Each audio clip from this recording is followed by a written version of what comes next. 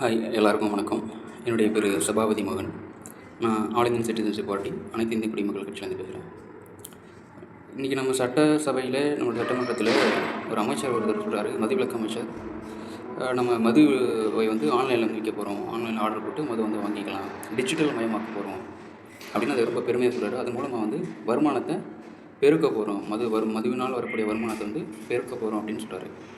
நம்மளுடைய நோக்கமே என்ன அப்படின்னா, மதுவிலக்கு, மது ஒழிப்பு, பூரண மதுவிலக்கு தான். போதையில்லா தமிழகம், போதையில்லா தமிழ்நாட்டை உருவாக்கணும் அப்படிங்கிறது தான் நம்மளோட தலையாய நோக்கமும் கூட. ஆனால் அந்த பிரின்சிபலுக்கு, அந்த கொள்கைக்கெல்லாம் எதிராக இருக்கிற மாதிரி இன்றைக்கி இருக்கிற ஆட்சியாளர்கள் அவங்களோட வாதங்களை சொல்கிறாங்க, அவங்களோட நடைமுறைகளை செயல்படுத்துறது அப்படி தான் பண்ணிகிட்ருக்காங்க.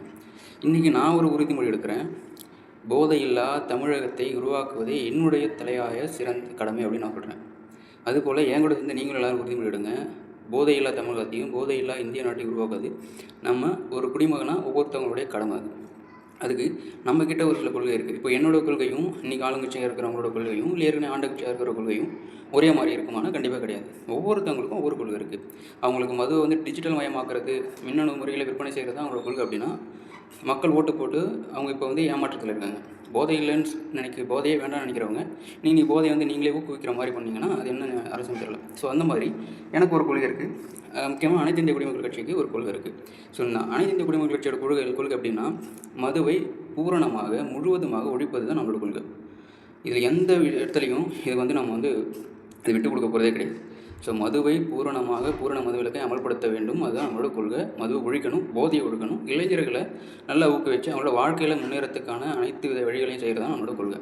ஸோ இப்போ அதை எப்படி குறைக்க போகிறோம் அப்படின்னா, அதுக்கு ஒரு சில பிரின்சிபல் இருக்குது. அதுக்கு நம்மளோட கொள்கையில் நிறைய திட்டங்கள் இருக்குது அதில். ஸோ இப்போ அதை தான் நம்ம பார்க்க போகிறோம். நான் உறுதிமொழி எடுக்கிறது சும்மா எடுக்கிறது கிடையாது. இதை கண்டிப்பாக நம்ம செயல்படுத்தியே தீரணும், செயல்படுத்துவோம். இது ஒன்றும் கம்பசூத்திரம் கிடையாது, இதுக்கு கோடிக்கணக்கில் செலவாகிறது கிடையாது. ஜஸ்ட்டு டைம் ஒரு 5 வருஷம் நம்ம அதுக்கு டைம் ஸ்பெண்ட் பண்ணால் போதும். ஜீரோ ஆல்கஹால் சொசைட்டியை உருவாக்கலாம். ஜீரோ ஆல்கஹால் சொசைட்டி தான் நம்மளோட கனவு, நம்ம ட்ரீம் எல்லாமே. பூரண மதுவிலக்கு. அது எப்படி குறைக்கிறது? திடீர்னு போய்ட்டு இன்றைக்கி மது ஸ்டாப் பண்ணிவிட்டு எல்லா டாஸ்மையும் க்ளோஸ் பண்ணிவிட்டு எல்லா ப்ரைவேட் பாஸையும் க்ளோஸ் பண்ணிட்டா என்ன நடக்கும் அப்படின்னா, நிறைய உயிரிழப்புகள் நடக்கும். ஏன் அப்படி நிறைய உயிரிழப்பு நடக்குது அப்படின்னா, நம்ம கோவிட் டைமில் பார்த்துருப்போம். அந்த டைமில் டாஸ்மாக் க்ளோஸ் பண்ணியிருந்தப்போ சில பேர் சானிடைசர் குடித்து இறந்து போனவங்க நிறைய பேர் இருக்காங்க. அப்புறம் கள்ளச்சாராயங்கள் காய்ச்சி அதில் குடித்து இறந்து போனவங்க நிறைய பேர் இருக்காங்க. அதனால் ஏகப்பட்ட உயிரிழப்புகள். ஏன் அவங்களால அதை கண்ட்ரோல் பண்ண முடியல அப்படின்னா, டெய்லிக்கும் ஒரு பழக்கத்துக்கு அடிக்ட் ஆனவங்களை போய்ட்டு திடீர்னு அந்த பழக்கத்தை விட்டுரு அப்படின்னு சொல்கிறது முட்டாள்தனம். அதை அவங்களால விட முடியாது. அது ரொம்ப அது அவங்களோட உயிருக்கு ஆபத்து. அப்படி எடுத்துக்காட்டு பார்த்தீங்கன்னா, டெய்லிக்கும் ஒருத்தர் ஒரு 4 மணிக்கு டீ குடிச்சிட்டு இருக்கேன். ஒரு 4 மணிக்குனா என்ன எடுத்து சொல்கிறேன். இப்போ நான் நாளைக்கு ஈவினிங் ஒரு டெய்லியும் ஒரு 4, 4:30, 5 இல்லை ஏதோ ஒரு டைமிங். ஆனால் என்னால் டீ குடிக்காமல் இருக்க முடியாது. ஸோ அந்த மாதிரி தான் மது பிரியர்கள் காலைல 10 மணியோ 11 மணியோ நைட்டு 10 மணியோ அவங்களால ஒரு பாட்டில் குடிக்காமல் இருக்க முடியாது. அப்படி இல்லைனாக்கா அவங்களோட நர்வஸ் சிஸ்டம் அஃபெக்ட் ஆகி அந்த ஞாபகத்தையே தூண்டிகிட்டே இருக்கும். அந்த ஞாபகத்தை எப்படின்னா மது மது மது அப்படின்றது மட்டும்தான் அவங்களோட சிந்தனையில் இருக்குமே தவிர மற்ற இதுலேயும் அவங்களால கவனம் செலுத்த முடியாது. ஸோ கொஞ்சம் கொஞ்சமாக அவங்களோட பிரெயின் சிஸ்டத்தை ரொம்ப இதாகி அவங்க இறக்கிறதுக்கு நிறைய சான்சஸ் இருக்குது. உயிரிழப்புகள் நிறைய வரும். ஸோ இதை எடுத்த உடனே தடாலடியாக க்ளோஸ் பண்ண போகிறது கிடையாது. அப்படி பண்ணவும் மூடக்கூடாது. அது ஒரு பெரிய முட்டாள் தான். ஸோ இப்போ ரெண்டாவது, அப்போ நீ எப்படிடா பண்ணுவேன், அப்புறம் எப்படி நீ 5 வருஷத்தில் மது குறைப்பேன் அப்படின்னா, தயவு செஞ்சு இந்த வீடியோ ஃபுல்லாக பாருங்கள். வீடியோ பார்த்துட்டு உங்களாலேயோ என்னாலேயும் வீடு வீடாக போய்ட்டு எல்லாத்தையும் மது கொடுக்காதீங்கன்னு கண்ட்ரோல் பண்ண முடியாது. அது முடியாது. ஏன்னா நான் விற்கிறேன், நீங்கள் வாங்கி குடிக்கிறீங்க, அதுதான் நீங்கள் இருக்கலாமல். ஸோ விற்கலனாலும் நான் ஏதோ ஒன்று செஞ்சுட்டு குடிக்க தான் போகிறேன். அப்போ நான் சாக தான் போகிறேன். ஸோ அது ரெண்டாவது. இப்போது ஆளுங்கட்சியாக இருக்கிற எந்த கவர்மெண்ட்டும் அடுத்து வரப்போ இந்த 5 ஆண்டுக்கு அப்புறம் அடுத்து வரப்போகிற ஆட்சியாளர்களோ யாரோ இருக்கட்டும், எந்த கட்சியோ நாமே கூட வரலாம், அவங்க இந்த திட்டத்தை அமல்படுத்தணும். அது இப்போலேருந்து அமல்படுத்தணும் இன்னும் நல்லாயிருக்கும். அப்படி இல்லைனா படிப்படியாக அமல்படுத்தணும் இன்னும் நல்லாயிருக்கும். ஸோ இப்போ நம்மளோட திட்டங்கள் என்ன அப்படின்னா, ஃபேஸ்டு ஆல்கஹால் ரிடக்ஷன் அப்படின்னா படிப்படியாக மதுவை குறைத்தல். எப்படி குறைப்பீங்க? இப்போ நான் 5 வருஷம் எனக்கு ஆட்சி கிடச்சிருக்கேன், நான் பவரில் இருக்கேன். ஃபார் எக்ஸாம்பிள் சொல்கிறேன் அப்படின்னா, ஃபஸ்ட்டு இயரில் முதல் வருடத்தில் நான் என்ன பண்ணுவேன் அப்படின்னு கேட்டிங்கன்னா, ஒரு ஆளுக்கு 250 ml தான் நான் லிக்கர் தருவேன். உங்களுக்கு ஒரே பாட்டில் தான், அது 250 ml தான் அளவு உங்களுக்கு தான் தருவேன்.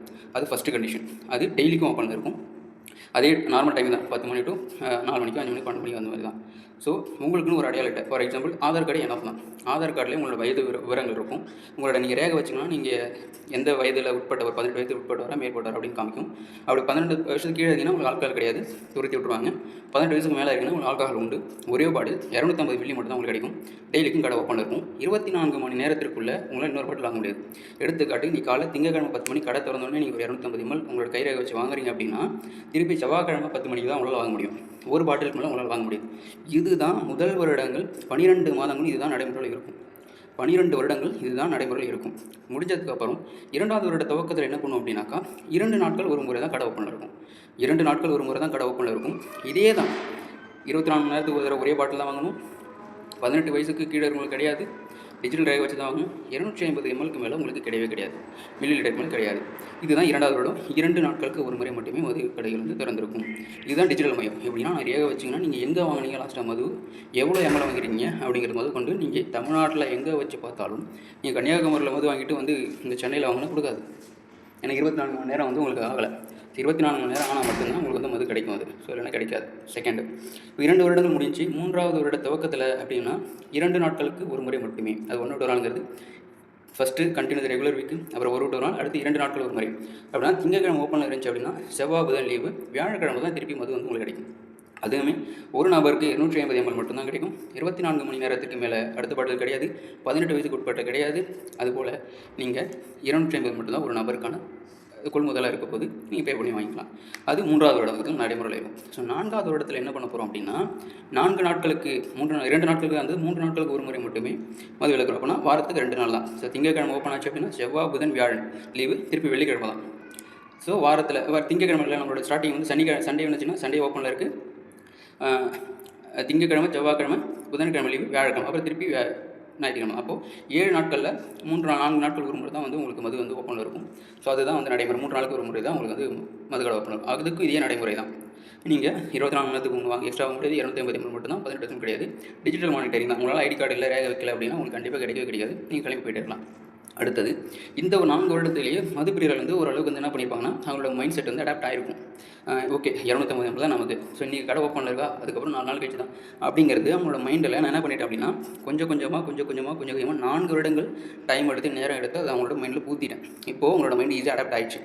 ஸோ ஓகே இன்னைக்கு குடிச்சிட்டானா அப்புறம் 4 நாள் தான், அது அவங்க வேலையை பார்க்கக்கூடாது. அடுத்தது 5வது வருடங்கள் முதல்ல ஸ்டார்ட் பண்ணவங்க என்ன பண்ண அப்படின்னா முதல் 6 மாதம் 2வது 6 மாதம் அப்படின்ட்டு 2 வித வகையாக பிரிக்கிறோம். ஸோ முதல் 6 வாரங்கள் என்ன பண்ண போகிறோம் அப்படின்னா 250 ml பார்த்தீங்கன்னாக்கா 150 ml குறைக்க போகிறோம். 150 ml குறைக்க போகிறோம். அது வாரத்துக்கு 2 நாட்கள் மட்டுமே கடை திறந்துருக்கும். அதே விதி தான். 250 150 அதே 150 மட்டும் தான். உங்களுக்கு 250 கிடையாது. 150 மட்டும்தான். 24 மணி நேரத்திற்கு ஒரு முறை மட்டுமே ஒரு ஆளுக்கு ஒரே பாட்டில் தான். அடுத்த 6 மாதம் 2வது 6 மாதம் என்ன பண்ண போகிறோம் அப்படின்னா 150 100 பார்க்க போகிறோம். 150 100 இதே விதி தான். 24 மணி நேரத்திற்கு ஒரு முறை ஒரு பாட்டில் மட்டுமே ஒரு நபருக்கு. 18 வயதுக்கு உட்பட்டவர் கிடையாது. 100 ml மட்டும் தான் உங்களுக்கு கிடைக்கும். அது இதுதான் கொள்கை. இப்போ 5வது வருட முடிவில் இவங்க என்ன பண்ணியிருப்பாங்கன்னா அந்த 100 ml குடிக்காத ஒன்று சொல்லிட்டு அவங்க மைண்ட் ஃபிக்ஸ் பண்ணியிருப்பாங்க. ஸோ 5வது வருட முடிவுக்குள்ளே அந்த 100 ml ஃபுல்லாக கடை க்ளோஸ் பண்ணிவிட்டு நம்ம பூரணமாக மது விலக்கை அமல்படுத்த முடியும். அதிகபட்சம் 5லிருந்து 5.5 வருடங்கள் தான். இன்னொரு 6 மாதம் எக்ஸ்ட்ரா ஆகுமே தவிர 5.5 வருடங்களுக்கு மேலே போகிறதுக்கு சான்ஸே கிடையாது, வாய்ப்பே கிடையாது. இதை நீங்கள் செம்மையாக அமல்படுத்திட்டோம் அப்படின்னா யாரையும் போய்ட்டு நம்ம ஃபோர்ஸாக சடனாக நீங்கள் குடிக்கிறத விடுங்க அப்படின்னு சொல்ல தேவையில்ல. யாரையும் போய்ட்டு நீங்கள் குடிக்கிறது தப்பு அப்படின்னு சொல்ல தேவையில்ல. யாரோட குடும்பமும் நடுத்தரில் இருக்க போகிறதில்ல. எந்த குழந்தையோட அப்பாவும் இறந்து போயிட போகிறதில்ல. அவங்க அப்பா அம்மா வந்து தவறிட போகிறதில்ல. ஸோ இது இளைஞர்களுடைய மைண்டை வந்து விரிவாக்கும். அவங்களோட மூளையை சமப்படுத்தும். படிப்புலையோ வேலையிலையோ அவங்களை கவனத்தை செயல்படுத்துவாங்க. நிறைய குற்றங்கள் குறையும் அப்படின்னு ஏஎஸ்சி பண்ணும்போது நான் நம்புகிறேன். நீங்களும் நம்புங்க, நான் நம்புகிறேன். இதனால் நிறைய குற்றங்களை நம்மளால் கண்ட்ரோல் பண்ண முடியும். மதுவினால் நிறைய உயிரிழப்பு வருது, அதையும் நம்மளால் கண்ட்ரோல் பண்ண முடியும். ஏகப்பட்ட மருத்துவ செலவுகள் out of pocket expenditure of middle class family. So நடுத்தர வர்க்கம் இல்லை ஏழ்மையான குடும்பத்தில் இருக்கவங்க மதுவினால் குடிச்சு அது பத்தாதுன்னு உடல்நிலை கோளாறு காரணமாக தன்னோட சொத்தை விற்றோ ஏற்கனவே இருக்கிற நகையை விற்றோ தாலியை வச்சோ அவங்க புருஷனையோ பிள்ளையோ காப்பாற்றுறது போராட்டாங்க. அதெல்லாம் இருக்கவே இருக்காது. ஸோ அது எல்லாமே உங்களுக்கு சேவிங்ஸ் தான். ஸோ இப்போது மது விலக்கை வந்து பூரணமாக ஒழிச்சாச்சு. இப்போ அதில் கடையில் வேலை செய்யலாம் என்ன சார் பண்ணுறது? அவங்க என்ன பண்ணுவாங்க? அவங்க பாவம் இல்லை அப்படின்னா சில பேர் வந்து இப்போவும் கில்ட்டியாக ஃபீல் பண்ண நிறைய பேர் இருக்காங்க. இது ஒரு பாட்டில் எடுத்து கொடுத்து தான் என்னோடய வாழ்வாதாரம் இருக்குது அப்படின்றதுல, ஆனால் அவங்களுக்கு மாற்று வழி இல்லாமல் அந்த கடையில் வேலை செய்கிறாங்க. அரசாங்க வேலை, வேறு வழியும் கிடையாது. அது ஒரு பாவத்தை சம்பாதிக்கிறேன் தோன்ற நான் சொல்லலை, நிறைய பேர் சொல்லியிருக்காங்க, அவங்களுக்கு தோணுதுன்னு சொல்லியிருக்காங்க. ஸோ அந்த மாதிரி இருக்கிறவங்களுக்கு ஒரு அருமையான வாய்ப்பு. யாரையும் வேலையை தூக்குவது கிடையாது. அவங்களுக்கு வேறு மாற்றுப் பணிகளை வழங்க போகிறோம். எப்படி மாற்றுப் பணிகளை வழங்க போகிறோம் அப்படின்னா ஏகப்பட்ட கவர்மெண்ட் புறம்போக்கு லேண்ட் இருக்குது. அந்த லேண்டில் அவங்களுக்கு இருக்கிற ஒரே வழி முதல் வேலை அப்படின்னா ஒரு 4 ஏக்கர் 5 ஏக்கர் லேண்ட் எடுத்து அவங்களுக்கு ஒரு 4 பேருக்கு 5 பேர் சேர்ந்து கொடுத்துட்டு அவங்களுக்கு மரக்கன்றுகளை நட்டு பராமரிக்கணும். நட்டுட்டோம் அப்படின்னு போக முடியாது அவங்களால. ஒரு வருடங்கள் அந்த மரக்கன்று ஒரு 2லேருந்து 3 மீட்டர் உயரத்துக்கு வர வரைக்கும் அவங்க அதை பராமரிச்சாகணும். எடுத்துக்காட்டு ஒரு 100 கன்று நடுறாங்க அப்படின்னாக்கா 100 கன்று நட்டு தண்ணி ஊற்றி அது 3 மீட்டர் வர வரைக்கும் அவங்களோட பாதுகாப்பில் இருக்கும். அதுக்கப்புறம் தான் அடுத்த லேண்டுக்கு போவாங்க, அடுத்த வேலைக்கு போவாங்க. ஸோ அது வளர வரைக்கும் அது அவங்களோட பாதுகாப்பு. அப்படி பார்த்தீங்கன்னா நம்ம மதுவிலக்கையும் ஒழிச்சிட்டோம், அவங்களுக்கு வேலையும் கொடுத்துட்டோம், காட்டையும் உருவாக்கிட்டோம். ஒரே கல்லில் 3 மாங்காய். இதுதான் வந்து உண்மையான கொள்கை. இதுதான் வந்து நடைமுறையில் சாத்தியம். இதுக்கு உங்களுக்கு என்ன செலவாக போகுது? எப்படியா இருந்தாலும் நீங்கள் சம்பளம் கொடுக்க போகிறீங்க, எப்படியா இருந்தாலும் அவங்க வேலை செய்ய போகிறாங்க, அது இந்த வேலை செய்ய போகிறாங்க, பிராயச்சித்தை தேடிக்க போகிறாங்க. ஸோ ஒரே கல்லில் 3 மாங்காய். மதுவிலக்கு ஒழிப்பு, மரம் நட்டு காட்டை வளர்க்குறது, அவங்களுக்கும் வேலை கொடுத்தாச்சு, யாருக்கும் எந்த பாதிப்பும் கிடையாது. அடுத்தது இரண்டாவதாக இருக்குது. அடுத்த பேருக்கு என்ன பண்ணணும்னா பப்ளிக் ஷெல்டர், ஃபுட் ஷெல்டர் இருக்குது, இப்போ அம்மா உணவகம் இருக்குல்ல, ஸோ அந்த மாதிரி இடத்துல இவங்களுக்கு வந்து ஒரு நிரந்தர பணி கொடுத்து அங்கே வேலை செய்ய வைக்கிறது 2வது கட்டம். இன்னும் நிறைய கடைகள் ஓப்பன் பண்ணி எல்லாருக்கும் இலவசமாக இல்லாமல், இல்லைனா கன்செஷன் ஃபீஸில் இந்த ₹1 இப்போ வாங்கிட்டு இருக்கிற ரேட்டோட கம்மியாக கொடுக்கறத விட இன்னும் குவாலிட்டியான ஃபுட் கொடுக்குற மாதிரி அங்கே ஒர்க் பண்ண வைக்கிறது 2வது டைப் ஆஃப் ஒர்க்கு. அடுத்து 3வது ஒர்க் என்ன அப்படின்னா, இந்த மதுவினால் வந்து ஃபேஸ் ரிடக்ஷன் பண்ணுறோம் இல்லைங்களா, அதில் நிறைய பேர் நிறைய பாதிப்பு அடைஞ்சிருப்பாங்க. அப்படி ஃபேஸ் ரிடக்ஷன் பண்ணக்குள்ள ப்ரொடக்ஷன் கம்மியாகக்குள்ள அப்பயே நிறைய பேருக்கு வந்து வேலை வந்து போகும்.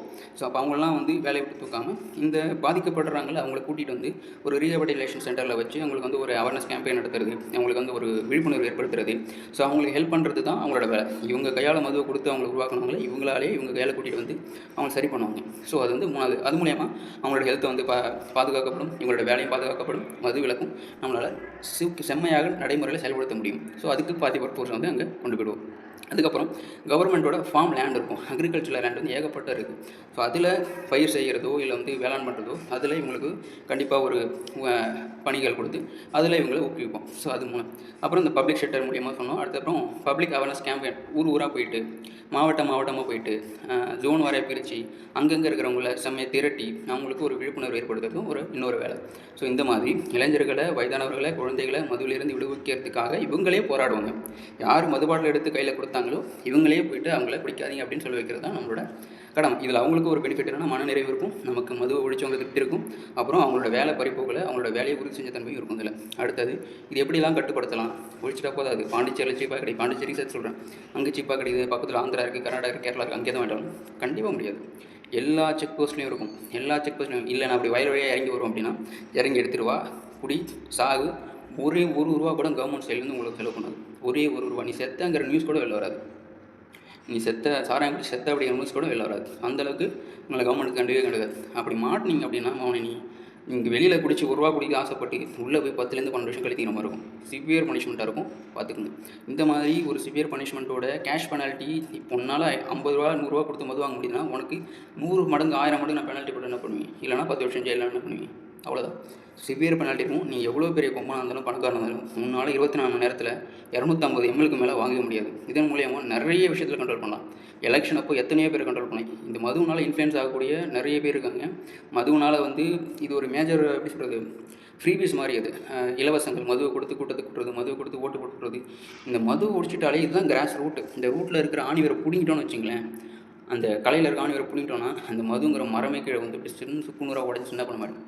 ஒரே ஒரு விஷயத்தில் நம்ம பண்ண போகிற அந்த நல்ல விஷயம் எத்தனை இடத்துல நன்மையை பயக்குதுன்னு பாருங்கள். அவங்களோட ஹெல்த்தாக இருக்கட்டும், மது இல்லாத தமிழகமாக இருக்கட்டும், இன்ஃப்ளூயன்ஸ் பண்ணாது, எலெக்ஷன் இன்ஃப்ளூயன்ஸ் பண்ணாது, கூட்டத்தை இன்ஃப்ளூயன்ஸ் பண்ணாது, க்ரைம் ரேட்டு கம்மியாகும், டெத் ரேட்டு கம்மியாகும், யங்ஸ்டர்ஸுக்கு நிறைய மைண்டு ஃபீட் ஆகி அவங்க வந்து நல்ல சிந்தனைகள் இருப்பாங்க. ஏகப்பட்ட விஷயங்கள் இருக்குது. மாறாக இந்த பக்கம் காட்டை உருவாக்கலாம், நம்ம என்விரான்மெண்டலுக்கு நல்லது பண்ணலாம், என்விரான்மெண்டல் வந்து நல்ல க்ரோ ஆகும்.